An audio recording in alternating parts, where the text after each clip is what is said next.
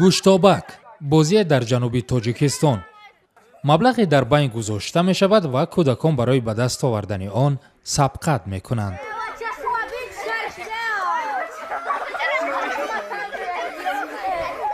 шарти аслиаш ҳам ин аст ки як нафар бояд ҷоизаро то нуқтаи муайян шуда барад.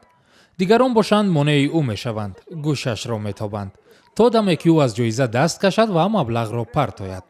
нафари дигар ба даст мегирад ва гӯши ӯро ҳам метобанд.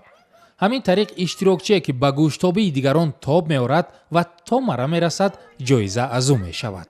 яъне ки дар болои савзо, дар болои рай асфалт небуд, дар болои савзо вақто майдоно кушод буд, дар болои савзо як тангаро дар лата мепечонданд, баъд майдонро мепартанд, баъд бачаҳо ҳама давида, ҳамон касе ки пеш мегирифт ҳамон латаи печондагиро иш ба гӯшиша метофта, касе ки ба даст меорд байнда мепартофт, ҳамон танга аймун мешид.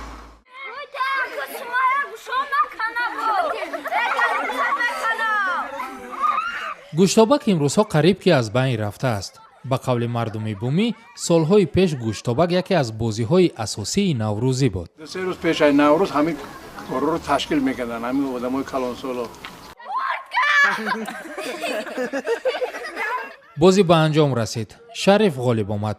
ҷоиза ки 50 сомонӣ буд ба осонӣ ба ӯ нарасид.